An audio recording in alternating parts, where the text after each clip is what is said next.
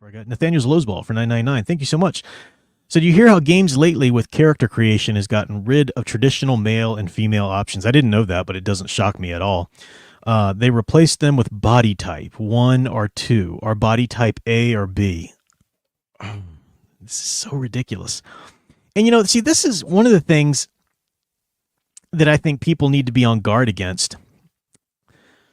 Big Al and Fan Man have a little private message chat, where we chat with each other, occasionally. And Fan Man asked the question, he's like, how are you guys, navigating Pride Month this time around? And, we were saying how it's, they seem to be certainly quieted down. It's like they've, a lot of the businesses in particular, I think, have certainly gun shy about going out and really bold public extreme support for it that, suffering what Bud Light and Target did last year, and other businesses too. But that doesn't mean, okay, common sense is won. No. Because, whether we're talking about woke ideologues pushing their stuff into our entertainment, our society on any level, what they've learned, which is a basic human trait or human characteristic, is if you want somebody to accept something very, very outlandish or difficult for them to accept, like, for example, if you want, psychologists will tell you this, if you want somebody to do you a favor that it's going to be kind of a stretch for them, they're not going to be likely to want to do you this favor, ask them for a more extreme or even more difficult favor first. And then say, or if you can't do that, could you maybe at least do this? It's this subtle little psychological game you can play with somebody to get them, then they're more likely to go ahead and accept doing what you wanted them to begin with, because it doesn't sound quite as bad or extreme as the other thing. They feel like they're escaping, somehow, or getting by with less. The same thing is true with culture. They showed their hand big time last year, and they were bullying through the most absurd, trying to mutilate children and all this stuff, which they're still trying to do. They haven't backed off any of that. But they're trying to pretend, or not pretend, but everything's a bit tamer this summer. It's still there when you know where to look for it, but it's a little tamer to give you a sense of, okay, we're backing down from that. But then they're going to still rest on or grapple or win some sort of ground, and it's absurd. Jordan Peterson has been given this statement, I think, in a couple different interviews lately. And it's an interesting one. He talks about, he said, pride is a sin. It's a cardinal sin. There's a reason it was chosen for the cardinal sin. And why would you say that this is, what you're going to celebrate this month? And then he says, but the person you say that to would say, well, it's not pride like that. When they say Pride Month, they're just trying to be, proud of who they are and accepting of who they are and this, and that. And his comment is, yeah, but you didn't say that. You used the word pride. I would even go a step farther in saying, no, they do mean pride. They do mean pride, the sin. They'll try and sell it in a different way and say, no, we don't mean like that. We just mean, we want to be accepted and we wanted this, and that. No. We're long past it. If you want to, if John wants to wear a dress and call himself Sally, or the other way around, you can do that in today's society. You can even go outdoors like that, but you have no right to demand that people think the way you want them to think about your life choices. You have no right to demand that people are morally accepting and encouraging and compassionate about all your little life choices. You have no right to do that. And you certainly have no right to allow children who haven't even, the gray matter's still congealing. They don't even know, they don't have the ability to make these sort of decisions for themselves. And you have no right to try to strong arm them into these nonsense lifestyles just for your own sense of validation. Pride Month is about bullying. It's about pride. I need everybody to think pretty things about me. I need everybody to think I'm amazing. That's just straight up sinful pride. There's no, it's just about taking pride in your life. And that's ridiculous. Stop playing with the word. They mean pride. They mean the sin. And it's evident in everything that's going on. So we're going to see a resurgence. If not, surely we'll see it next year, if not before, but it's coming. It's definitely coming, because it's not about having the right to do something with your own life or your own body or whatever. They've got that. That's not what it's about at all. It's about ramrodding this illusion, this delusional sense of reality down everybody's throats, making it a crime to say, hey, no, I don't agree with that. No, I don't believe that. No, I think that's wrong. They want to make that a crime. They want to make sanctions upon you for daring daring. They're bullies. They're just straight up bullies. It's all there is to it.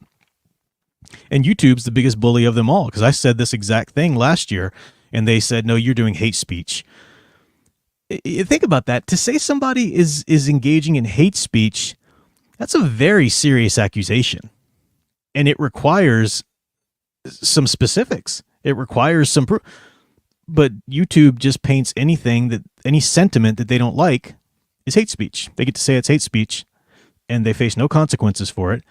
There's no sense. They don't even have a pinned down list of defining attributes for what they think is hate speech. Everything's very vague so that their definitions can change. When the pandemic was going on, it was misinformation and hate speech and so forth to say that you actually don't need to get a vaccination, or that masks don't work, or that, to call out any of the nonsense the government was trying to pull over and all that.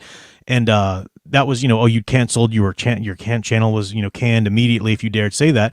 Now you can kind of say that because they don't really much care. Not so much, everything that they wanted to achieve was kind of already achieved at that point. So it's not so much at stake. So now they can kind of sort of change those rules a little bit. And what's our pet cause now? Oh, it's transgenderism and the abolition of any definitive masculine or feminine or male or female beings, so it's it's absurd. It's about bullies. It's about fighting back against bullies. Studio 96 Films said, for a month called Pride Month, they sure do a lot of deviant acts, and they do exhibit degenerate behavior. Yeah, I mean, I don't really watch the kind of media that would show me it if it's going on, but I just haven't heard about it being as bold or upfront. But last year, I mean, you had, grown men and women doing basically sex acts or fetish acts, sexual fetish acts out in public, half dressed, if dressed at all, in these parades, and people bringing their children to see it. That's just wrong. I don't care what your worldview is. I don't care what your identity is. That is wrong. And we need to stand up and say that's wrong. That's evil. That's degenerate. There is morality, and that is absolutely sick and disgusting. You do what you want as a consenting adult, but you don't get to do that in public in front of children, for crying out loud. It's just basic common sense. But again, when you want to reshape the rules of basic reality, when you want to try to sell your delusion to the masses, go super extreme first. So then when you scale back, the masses will think, okay, well, at least we're not being crazy now, though. Okay, so now we're just accepting that teenagers can go ahead and mutilate themselves. Okay, because we're not saying that like a 5-year-old can. Okay, no, that's still ridiculous. That's still evil. That's still horrible. So yeah. Anyway, that reminds me of an experience I had recently. I was in a faculty meeting with the university that I taught, and we were talking about this essay that had to do with like the use of pronouns or whatever. But the meeting wasn't there to say that, hey, you needed to use preferred pronouns in the classroom. No, the meeting was there to evaluate people's ability to critically read and engage with this essay, this op-ed, where the writer of the op-ed was saying, I think people need to use people's preferred pronouns and so forth. Okay. So the fact is that the meeting wasn't there. We weren't there saying, or the point of the meeting wasn't to try and say, hey, you need to use people's preferred pronouns. Luckily, I've never been put in that situation, because I will absolutely say no, absolutely not. But okay, so that's the situation. This one faculty member speaks up, and you could kind of tell she was on the woke train anyway, because she was, from the very beginning of the meeting, she was constantly trying to draw attention to herself. It was an online meeting, and the picture that she chose for herself was just all this, look at me, look at me. She was talking about her accomplishments and was just, finding little ways to, toot her own horn throughout the whole meeting, which is what it's psychologically indicative of this kind of behavior. I need validation, desperately need validation, So she's doing that. And then at one point she talks about this article, and she says that she herself is part of the LGBT.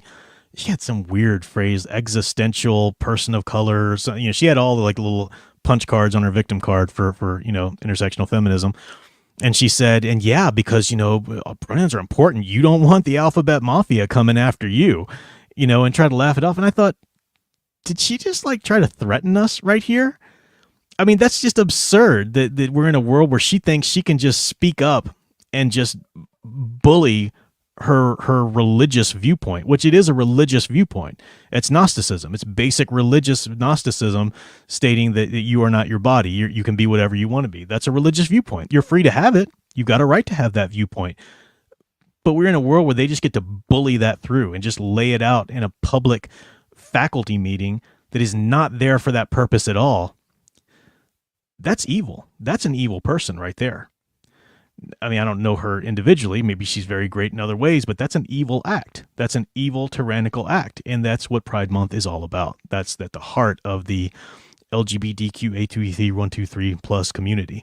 That's the agenda. I'm not saying everybody who identifies as this or that agrees with that, because that's one of the things you see too, is you see people, who are from a gay community or whatever saying, oh, wow, they've gotten even crazier than I have or whatever. But it's evil. We need to speak out against it. It's not, it's the sin pride. It's bullying. It's anything to tear down real, true blue masculinity, true blue femininity, and true blue authority, the authority that's needed.